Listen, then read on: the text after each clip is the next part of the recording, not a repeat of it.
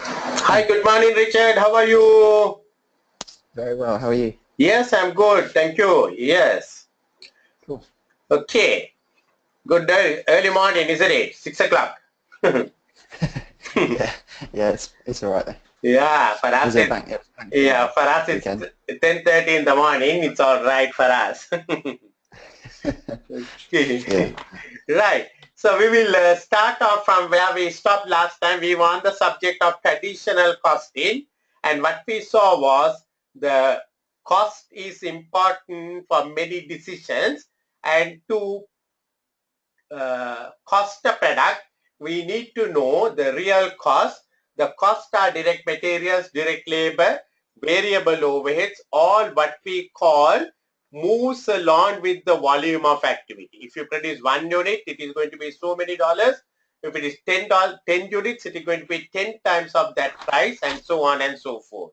Then we have something called fixed overheads, which we need to a portion allocated to a particular product, and what we found under absorption costing system, we allocate that cost according to three methods, either on the number of units produced if it is only one kind of a product, or we will do it according to the labor hours or machine hours, depending on what is more appropriate.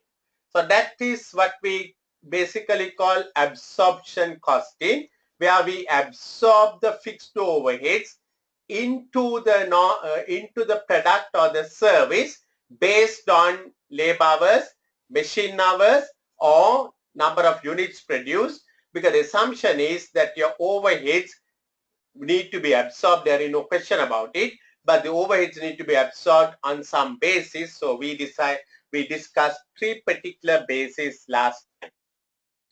Today we want to move on from that one into another new development since then, what is called marginal costing. I'm sure you must know a little bit about it. Marginal costing. Here we don't allocate that fixed overheads to the product. So you remember we have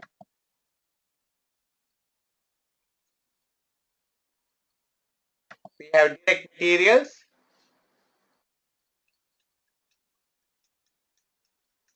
direct labor, Yeah. and variable overhead, because all these are moving with the activity level volumes, and this is what we call marginal cost. Marginal cost, fixed overhead component, we don't try to allocate it to the particular product or the particular goods or services. We will charge that to a particular period. So the difference you can see in absorption costing, the fixed overheads are also included. And whenever we are working out the inventory valuation, it will be direct materials, direct labor, variable overheads plus fixed overheads. But in marginal costing, since we don't allocate that fixed overhead into the product, the fixed overhead is charged to the particular period without it being charged to the particular product. So because of that, only the variable cost, so the variable cost are direct materials, direct labor, and variable overheads. This is commonly called marginal cost. Okay. Fixed costs are treated as a periodic cost. It is charged to that particular period without being absorbed into the product, without being absorbed into the inventory. So marginal cost is simply the extra cost arising as a result of producing one extra unit. So you can see it is simply the variable cost. If you produce 1 unit, the cost is variable cost is 10. If you produce 2 units, the extra cost is another 10, 20. If you produce 3 units, the extra cost is another 10, 30. So that is how the marginal cost is defined. It is defined as the extra cost. So sometimes we need to know these definitions also, because examiner is testing us on theory. So we need to know just as much as we know the calculations, just as much as we know what it is comprised of, direct materials, direct labor, variable overhead. It is that extra cost rising due to production of extra 1 unit. You remember the fixed overheads will not vary. Fixed overheads will remain even if you produce 10 to 15 to 20 units. but the marginal cost or the variable cost is vary, and that is why it is called marginal cost. So commonly the marginal cost is variable cost. Okay. So most of the people, we use the marginal cost. The reason is it is for management accounting purposes we use this one very much. It is very easy because we don't need to absorb the overheads. We don't need to worry about the labor hours. We don't need to worry about the machine hours. We don't need to worry anything. Imagine example like this. You produce 10,000 units of a particular product. Let's assume the raw material cost is $5 per unit, and let's assume labor $3 per unit. Let's assume the variable overheads $2 per unit. So the marginal cost is 10. And if you produce 10,000 units, the total cost is total marginal cost. We call it variable cost. 10,000 into 10, 100,000. Let's assume this company has a fixed cost of 50,000. 50,000 fixed cost. Let's assume they are selling this product at $20. So 20 into 10,000, sales will be 200,000 sales rate of 20. So whatever they produce, they have sold it. Will you give me a second, Richard? Yeah, of course. Hello? Hello? Yes. Oh.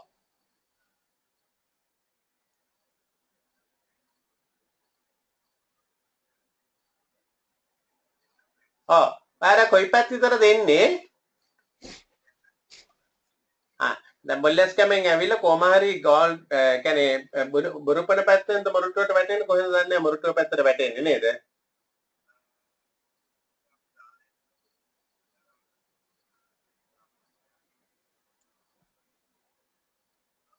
ඔව්.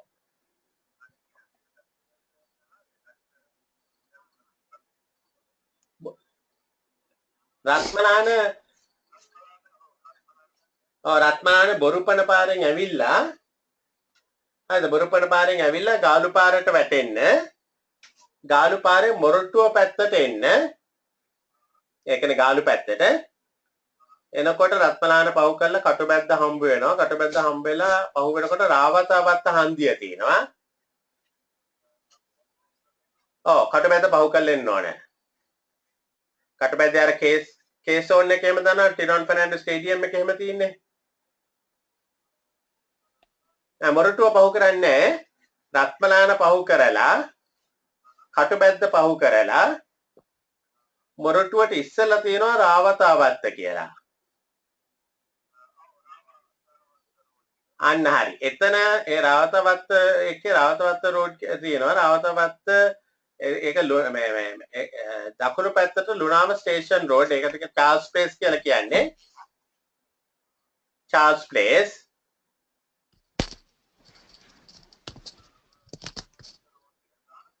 රාවතාවත්ත road කියලා වාට පෙන්නන්නේ Google එකේ left එකටද right එකටද? left side එකට. ඒක නෙවෙයි. ඒ රාවතාවත්ත පාර නෙවෙයි. තව ඉස්සරහට එන්න. එනකොට රාවතාවත්ත ජංක්ෂන් කියලා තියෙනවා. රාවතාවත්ත.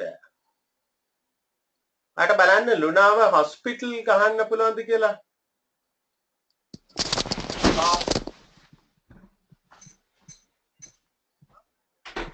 ලුණාව හොස්පිටල් එක තියෙන අපේ ගෙවල් ඉස්සරහම.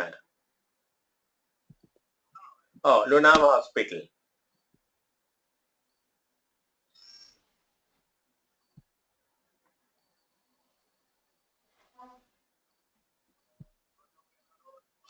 එච්චර දුර නෙවෙයි. ඒකට යන්න තියන්න එපා. උයන සෙන්ට් සෙබැස්ටියන්ස් කොලෙජ් ගහන්න බලන්න සෙන්ට් සෙබැස්ටියන්ස් කොලෙජ් එක. සීසයිඩ් එකේ සීසයිඩ් එකේ මූද අයිනම. station. Oh, Uyana. Ikot Uyana niko Uyana. Oh. Anna Hari. The Lunava railway station පාර තියෙනව නේද? ඒ Lunava දැන් එන්න ඒ පාරේ තමයි එන්න ඕනේ. railway station එක ළඟටම එන්න එපා. ඊට කලින් වමට හැරෙන්න ඕන. That's right. ඒක තමයි උයන පාර. ඒකේ මීටර් 300ක් යනකොට ඒක මීටර් 300ක් යනකොට ඔයාලට පෙනේ දකුණු අත පැත්තේ තියෙනවා ලුණාව හොස්පිටල් එකක් තියෙනවා ජයනි ට්‍රේඩ් සෙන්ටර් කියලා තියෙනවා ලොකු කඩයක්. දකුණු අත පැත්තේ. අන්න ඒක පහුවෙච්ච ගමම වම් අත පැත්තට තියෙන රෝඩ් එක තමයි පීරිස්වත්ත පාර. මම ඒක Google එකේ තියෙන පෙරේරා රෝඩ්ද මොනවද කියලා ඒකයි වැරදිලා තියෙන්නේ එතන. කොහමද ඔයා ලුණාව ඒ අර අතන්ට ආවම මට කෝල් එකක් දෙනවද? ඒ අර හතරමං හන්දියට ඇවිල්ලා ලුණාව හොස්පිටල් මේ ලුණාව රේල්වේ ස්ටේෂන් ළඟට යන්නේ නැතුව අර ලුණාව ඒ වමට හරවලා මට කෝල් එකක් දෙන්නකෝ උයන පාරට. Right? Okay.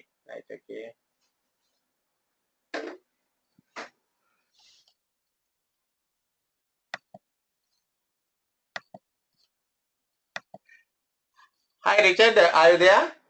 Hi, yeah. Okay, sorry Richard, yes. Right. That's all So we were talking about, so so I was looking at some figures for you. I said the selling price is particular thing is $10 and you are selling selling price is $20, selling 10,000 units. So your total sales are 200,000.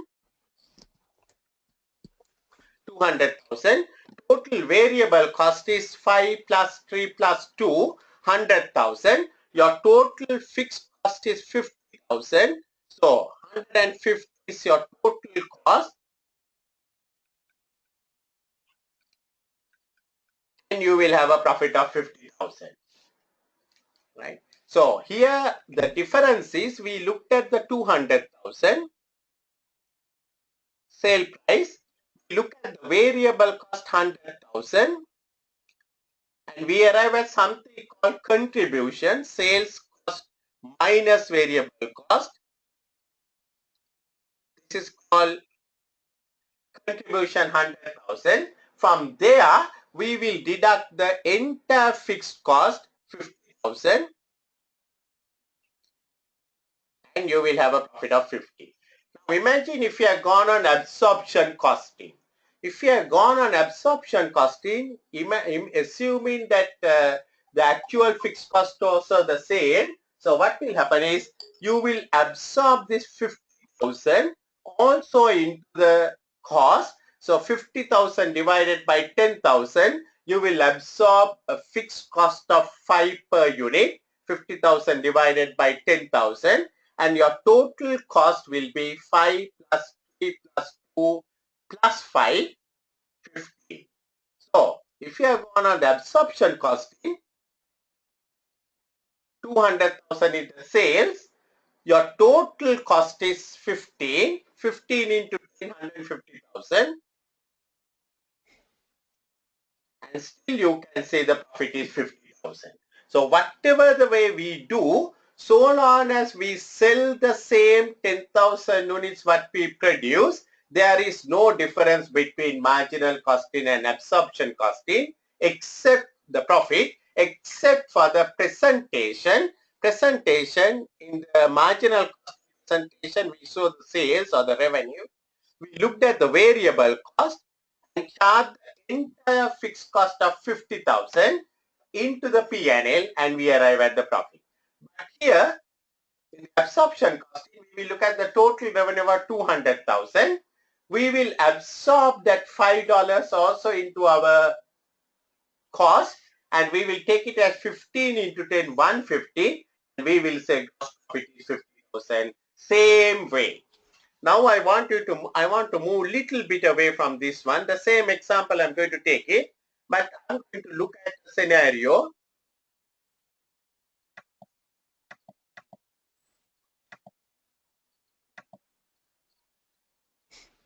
Yeah, I'm going at a scenario where you produce 10,000,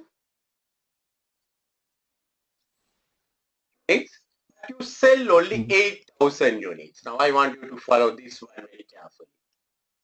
Produce 10,000, you sell only 8,000, same cost, raw materials 5, labor 3,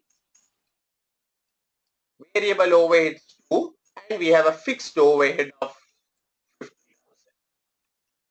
Remember, if I sold everything, we had a profit of 50,000. Now let's look at under marginal costing what we will do. Under marginal costing, what we will do is we will look at the sales, 8,000 units, we sold it at the rate of 20, 160,000.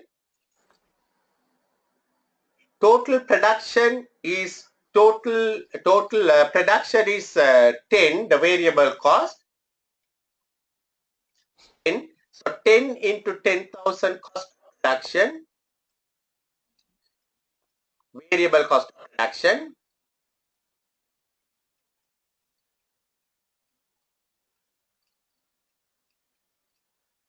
at the rate of 100,000, but we did not sell the entire 10,000. We have 8,000 we sold, 2,000 there is inventory. Now this is where the difference comes. In the marginal costing, we will value the inventory at the rate of variable cost per unit, 2 into 10,000, 10 into 2,000 will be the closing stock. I want you to follow this one. Closing stock is 2,000 because we produced 10 but we sold only 8. So there's a 2,000 closing stock at the rate of 10. We value it at marginal cost, the inventory, 20,000. So your contribution is 160 minus 80. Sales minus variable cost is 80. You have a fixed overhead of 50. Total thing we charge it to the P&L, irrespective of whether we have sold 8,000 or 10,000, entire 50,000 will be charged and you will end up with a profit of 30,000. So this is your marginal cost financial statement. Now I want to look at on the other side, the absorption cost. If I use absorption cost, what would have been the scenario? There, I will work out the inventory not at 10, 5, plus 3 plus 2, I will take that fixed overheads of 50,000 divided by the total production 10,000 and that is another 5 I will add it up. So my total cost is 5 plus 3 plus 2 plus 5 which will be 13. My inventory will be valued at 13. So same.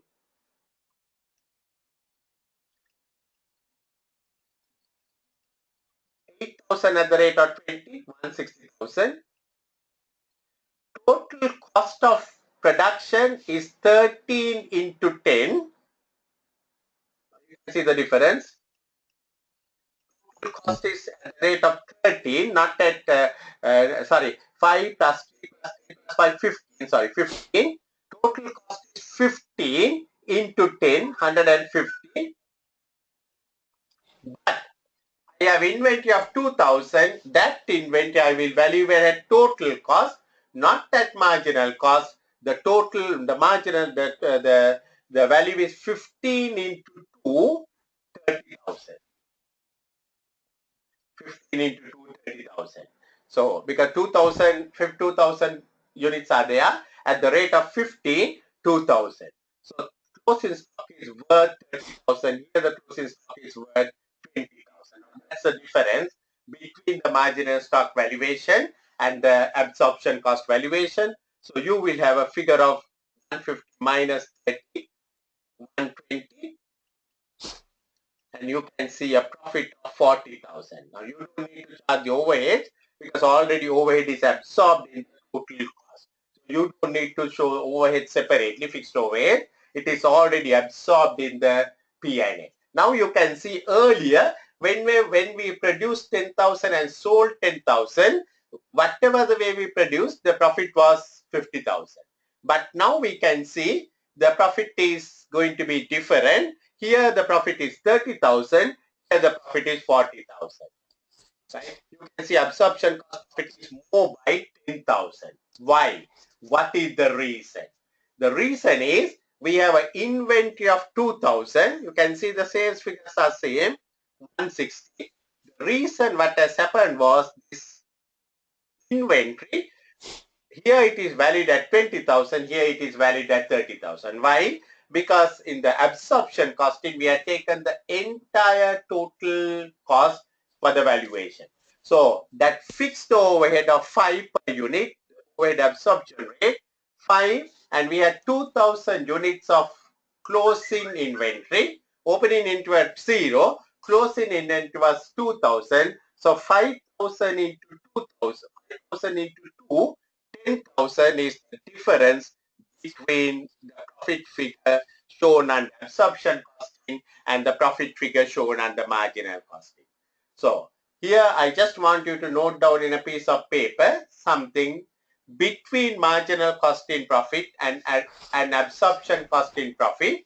The difference is always if the opening inventory is a, if you have to look at the opening inventory and closing the inventory.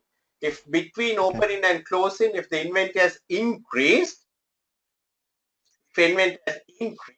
absorption profit is always more by overhead absorption rate into that increase in the inventory. So here we can see opening inventory to 0, closing inventory is 2,000. So the inventory has increased by 2,000 and therefore absorption profits will be more than marginal costing by the overhead absorption rate $5 into 2,000.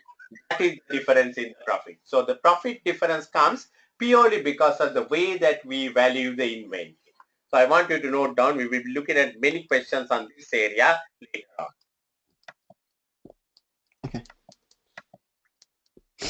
So as I said, it's a very simple method. You don't need to absorb to the inventory and you can just charge it to the P&L, the marginal costing, the entire 50,000.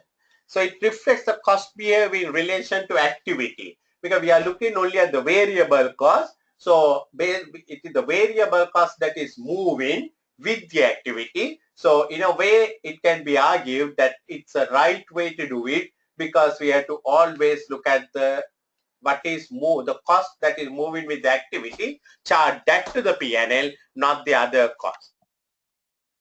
When sales increase, cost increase only by the variable cost. So the more 20,000 units, it will be the 18 to 20. When you sell 25,000, it will be 18 to 25,000. Only the cost that is increasing is the variable cost. The fixed cost will remain fixed, and that's the right thinking in a way. Marginal cost is more relevant for decision making in short term as only variable cost changes with the activity. Now, this is why I said this is mostly used for management accounting purposes because sometimes we might find we are in a situation like in the earlier situation, we have a variable cost in and we have 2,000 inventory left over, right? 2,000 inventory left. Let's assume that we have nothing to do. We are closing down this company. So if you really look at if you really look at the total cost is 3 plus 5 with the fixed overhead 15, and you want to sell it at 20. But you might find this 2,000 you can't sell it at 20. There are no buyers to buy this product at 20, and someone is asking at the rate of 12 or something like that. So you have to decide what you should do. So if you don't sell that 2,000 units, what will happen is basically you don't recover anything for your overheads because that is just absorbed in the P&L, in the inventory, but you can't sell it. Imagine if you sell it anything more than the variable cost. You don't recover the entire cost of 15, but it will at least go and mitigate your overheads, because you have a 50,000 overhead, right, which you have to recover. Already you have recovered little bit by selling, but there is some other more overhead that can be very much mitigated by, rather than holding on to stocks, that is next year also if you can't sell it, rather than stubbornly holding on to stock, better sell it anything more than the marginal cost. So that's sometimes we have to take certain decisions in short term where the variable cost can become very relevant. You look at the variable cost, okay, 10, we can sell it at 11, we might as well sell it at 11 rather than not sell it. Why? Because your fixed cost will remain same. Whether we sell it or not, fixed costs are there. So by selling, at least you will recover something. By not selling, you will not recover anything. So that kind of argument is there. So generally for short-term decision, this is a good tool to be used. What are the disadvantages? Disadvantages is simply you are not allocating the fixed cost to the product, and therefore sometimes the product may be under costing, understated in the value, particularly when the fixed costs are fairly big.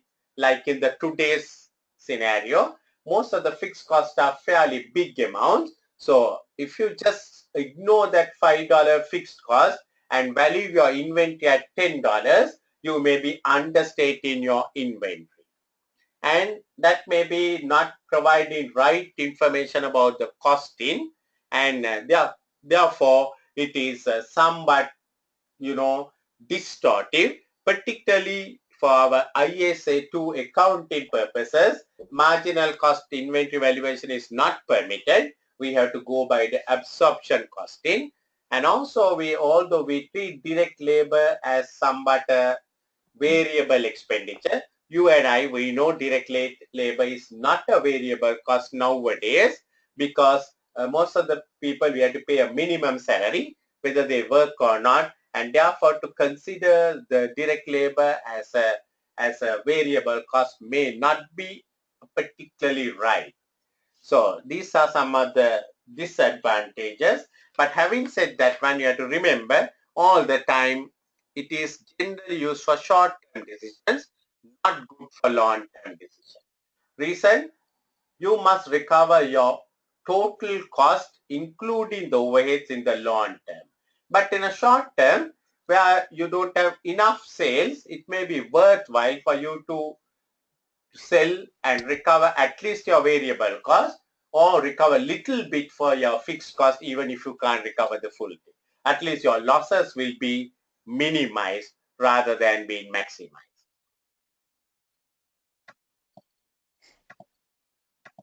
So I put up a little statement here between absorption costing and marginal costing. You can see the left side is all absorption costing. It's sales, cost of sales. Then we have opening stock, valued at full cost, including overheads. Production, valued at full cost, including fixed overheads. Closing stock, valued at full cost, including fixed overheads. Then because we are going, you remember we were talking about predetermined overhead rates, there may be a little bit of an under over absorption, and then we arrive at what we call gross profit. And from there we deduct all fixed expenses, selling and administration, fixed and variable, selling and administration expenses, fixed and variable, we arrive at your net profit. That is under absorption costing. Now look at on the other side, the marginal costing. We look at the sales, same sales figure, no difference. Variable cost of sales, opening stock valued at marginal cost. Variable production cost, always marginal cost. Closing stock at variable cost, that is at marginal cost. So you can see it is the inventory that is making a big change. You put the variable selling expenses here, you have put it just below gross profit, but here all variable expenses are taken here, and then you arrive at sales minus all variable cost. arrive at something called contribution. Then from there, we take all the fixed costs, including production overheads, including and selling and distribution, and you will have a net profit. So these two figures, the way that we prepare will change, the figures will change depending on your inventory. If your opening inventory and closing inventory are different, your profit figures will be different. The absorption cost in profit will be always higher than marginal cost in profit if opening inventory or the closing inventory is more than opening inventory. Your absorption cost in profit will be more than marginal cost in profit. By how much? By how much? It is by the overhead absorption rate into the difference in the inventory levels, closing and opening. So closing inventory is 10,000, opening inventory is 8,000. By 2,000, the profit will be changing. So what I'm going to do is I'm going to look at a kind of some example, some figures for us to get this idea right. Let's look at a bit of an example where I can find a figure like that where I can work out something. Yeah. 60,000, 30,000. Okay, so we are going to look at some figures. I just wanted to note down figures for you. Selling price is 15 per unit. Variable cost, direct materials 350. Direct labor $4. Variable overheads are $2. This is what I call my marginal cost. It is 350 plus 4 plus 2, 950. The budgeted fixed overheads are 60,000. Figures. Budgeted fixed overheads 60,000 and 60,000, and so this is this is for a year. So that means for a month it is 5,000. So budgeted production is 30,000 for a year. So we can find out the overhead absorption rate, budgeted overhead absorption rate, 60,000 divided by 30,000. $2 is the overhead absorption rate. The fixed overheads will be absorbed at the rate of $2. So what was the 30,000 again? Sorry. yeah, 30, that was the 30,000 is the budgeted number of units produced. The budgeted production. Budgeted fixed overhead cost is 60,000. Budgeted number of units for a year is 30,000. So 60,000 divided by 30,000, it is $2 per unit, the overhead absorption rate. Okay. That's the first thing that you must always work it out on these questions. If it is one product, it is always the unit basis. But if it is labor hours or something, you will work out always the budgeted overheads divided by the budgeted number of units or budgeted machine hours or budgeted labor hours is your always the overhead rate. So let's assume in a particular month, actual production was 2,400. 2,400, and this exceeded sales by 180 units. So in other words, your production was 2,400, but the sales were 2,580 units. Sorry, other way, 2,400 is the production, but this exceeded sales by 180 units. So the sales were only 2,220, right? So sales were 2,220 units and your production was 2,400, and let's assume that they did not have any opening inventory. So you can see now what I want to do is I want to look at the profit reported under the two methods. So first of all, let's work out in the detailed way, looking at all the figures and look at the absorption costing. Sales 15 into 2220. Right. So the sales 15 into 2220, which is going to be 33,300. Your total production was 2,400 and your total production cost is under absorption costing 950 plus 2, 1150. Okay, all right. Marginal cost is 950. Overhead absorption rate is 2, 1150. So total cost of production 2,400 into 1150 or 1150 to 2,400. So that is your total cost of production. So 2,400 times 1150, your total cost is 27,600. But you did not sell entire 2,400. You have 2,220 you sold. 180 is the closing stock. So closing stock will be valued at 1150 into 180. So that is your value of closing stock, 1150 to 180, which is going to be 2070.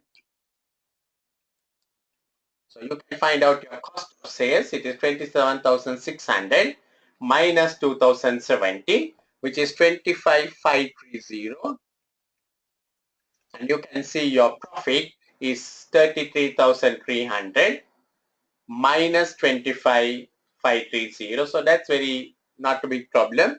We have found out 7,770 is your profit. This is under absorption costing system. Now I want to go and do it under marginal costing. So the sales will be same 15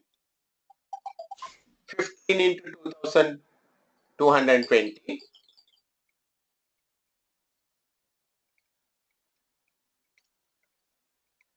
33,300.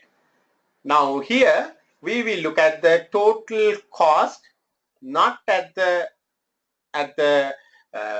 total absorption cost. We will look at only the marginal cost, variable cost, 950 into 2,400. That is your total variable cost of production. 950 into 2,400. So it is 950 into 2,400, which is 22,800. And then you will value your closing inventory also at 950. So it is 950 into 180, 180. That is your closing inventory, which is 1,710. So that will give you a variable cost of production 22,800 minus 1,710, which is going to be 21,090.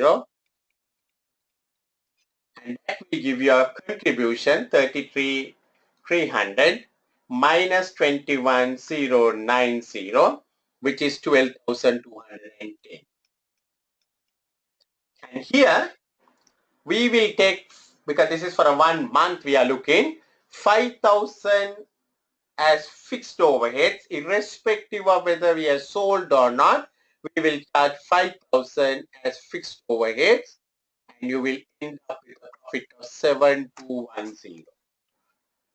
Now you can see again the reason why absorption cost profit is 7,770. This profit is 7,210. What is the difference? Difference you can see if you really work it out, 7,770 minus 7,210. What is the difference? Difference is 560. Is it correct? Have I got the figures right?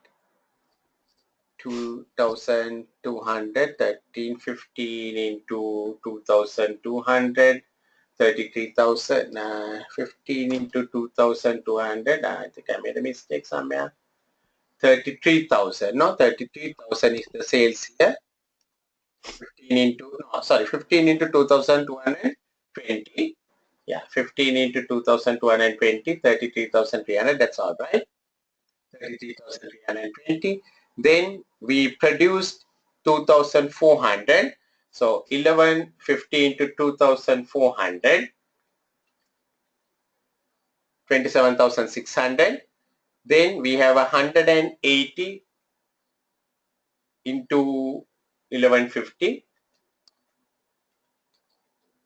which is 2,007. So 27,600 minus 2,070 gives me 25,530.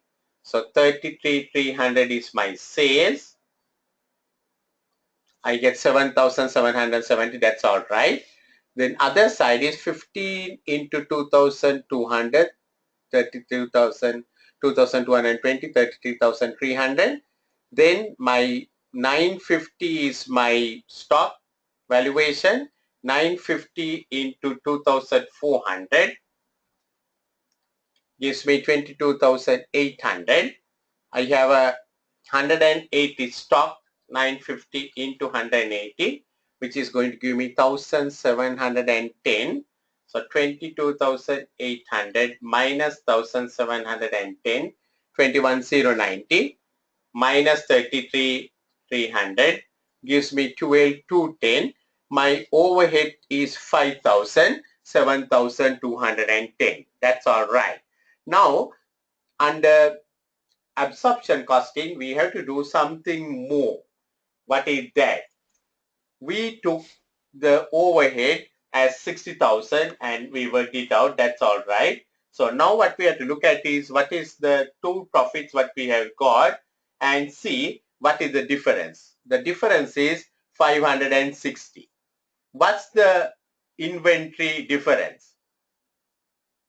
Inventory difference is 180. The opening was 0. Closing inventory is 180. So 2 into 180, there is a difference of 360. But why are we having a difference of 560? Now we have to look at whether we have absorbed the overheads, everything, right? Remember, we were to produce, how many units we were to produce? 30,000 units per annum. So when we produce 30,000 units, that means for an average, for a month, we should produce 2,500. Okay, 2,500 units. How many units did we produce? 2,400.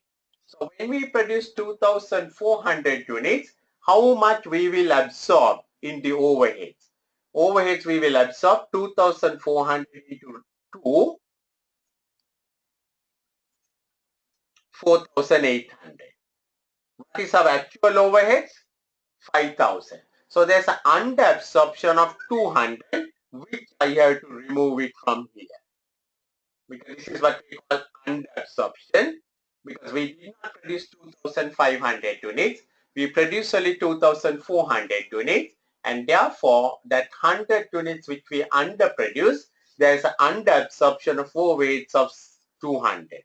So now we can see the real profit is 7,570. Absorption cost will show 7,570.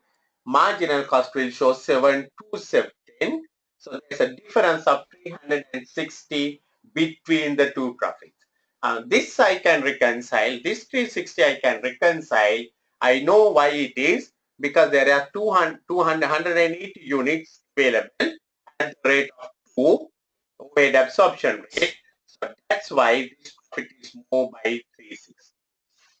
So you have to remember two things whenever we do numbers. I will be looking at more questions next time. Whenever we do numbers, we have to always think it's on the absorption costing. We have to look at always the under absorption or over absorption also, because we are going by predetermined rate 5,000 actual overheads, but I can only absorb, because since I have produced only 2,400 units, I will only absorb 4,800 at the rate of $2. So there's a 200 under absorption, which I have to write off against the P&L. So these are few things which we have to be very mindful, careful, and do it. We will look at many in these things in the next couple of days. Okay. You remember, because I was earlier looking at the statement, and you can see this statement which I did. There is always this under absorption, over absorption, which we must remove before we arrive at absorption cost profit, and that only we can reconcile with the marginal cost profit. So profit reconciliation, as I said, it is caused by two systems due to two methods of valuation.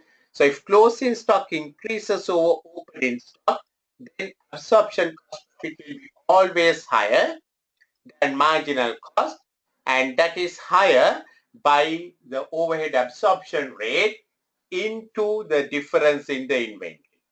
If there is no change in the inventory between opening and closing, then both the statements should give the same profit. So examiner might put up certain questions to you saying inventory levels remain unchanged. In that case, if the marginal cost profit is 10,000, you don't need even to close your eyelids. Just say absorption cost profit is also 10,000.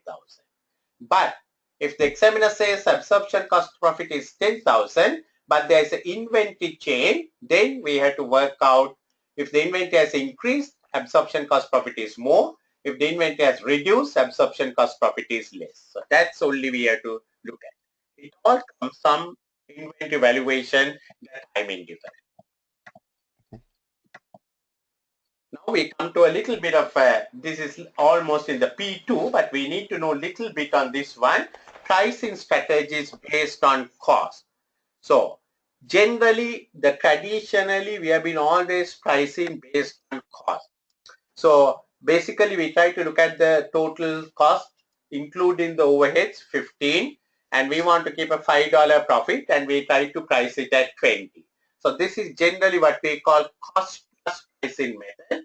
Traditionally, this was used very much because there was very little competition, and therefore we can fix up our cost 15. We know our cost is 15. We want to add up a 30% margin, and we say our selling price is 1950.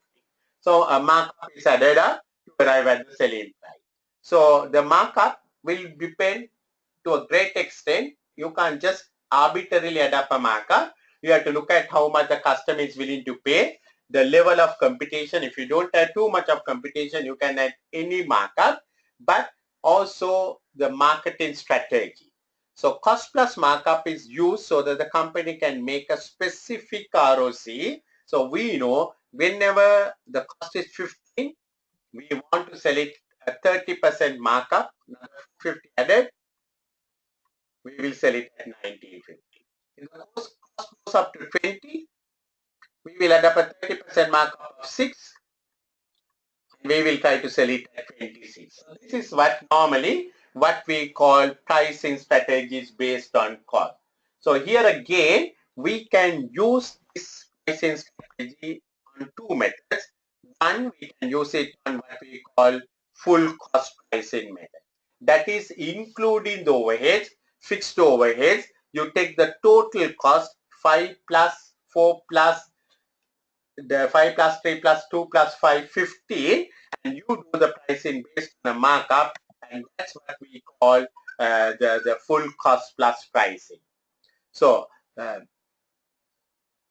overhead absorption also included, and sometimes you might use, without taking the entire full cost, you might use only the marginal cost, taking the variable cost.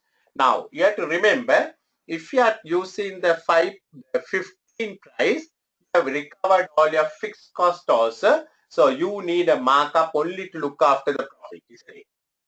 Right? So if you add up 450, that 450 is your 100% profit, because this 15 includes your fixed overheads also.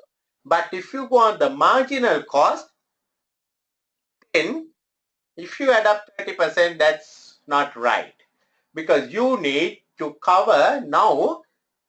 You have to cover, if you want a profit of 450, you must understand there's another $5 fixed overheads also. So your markup should cover up fixed overheads plus profit in marginal costing.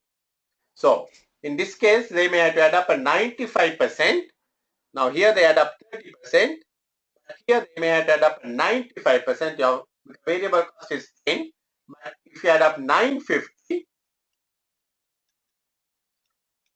then it is all right. Selling price 1950, because this 950 will have to look after your fixed overheads, and profit margin of 450. So that's another thing that you may want to know it in the exam. If it is margin, if it is full cost, your markup can be less. 30% is all right. 20% is all right. But if it is the same product, if you are going on variable cost, your markup will have to be percentage-wise very high, because it should cover not only your profit, it should cover your fixed overheads also, because fixed overheads are not included in the variable cost. So the examiner might put up questions like that. And most of our P1 questions we see, they don't go into too much of depth, but they will want to see whether you understand the basic principle. So full cost means it is including the overheads. In that case, the markup needs to be only for the profit. But if it is variable cost plus markup, the markup should be strong enough, good enough to include the profit plus recovery of your overheads also. So this is the pricing strategy we can use it all the time. Although I say all the time, it is not very much very useful today, because most of the prices we can't set according to our own whims and practices, because the market has decided a price. If I try to price my tuition fees for you at a very high price than my competitor, you will not come to me, you will go to my competitor. So even though my cost is very high, I can't charge a very high figure, no one will come to me.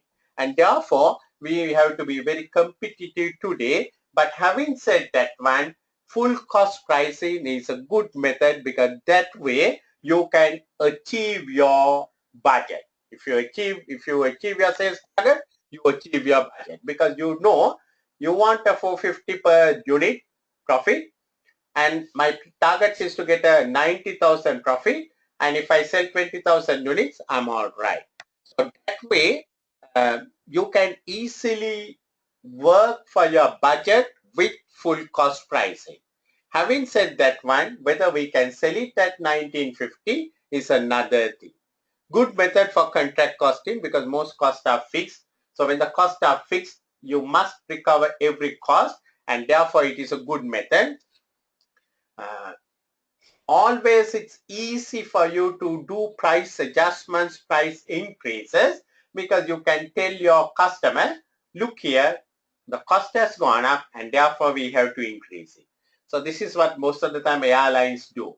Every time the fuel prices goes up, they increase the airline ticket, and they justify it by saying the fuel prices have gone up and therefore we need to increase it. So, and also the pricing can be very easy. You don't need so much of decision making. You know your cost, add up 20% margin, and that is your selling price. So you can tell your salespeople, everyone, this is the way you will do it. But having said that, there are some problems. What are the problems? Your way of charging the overheads. You remember we have already discussed the overhead. It can be charged on basis of labor hours. It can be charged on basis of machine hours. It can be charged on basis of units. But whatever the way we do it, we have realized that these are not the right methods. So later on, probably we want to look at, we will be looking hopefully the next time on the activity-based costing, and we will come to that one little later. So if the costing is done on a normal volume, and if actual volume drops, overheads will not be recovered and the profit predicted may fall. So that can happen because when you don't have enough things. Markup can be very arbitrary.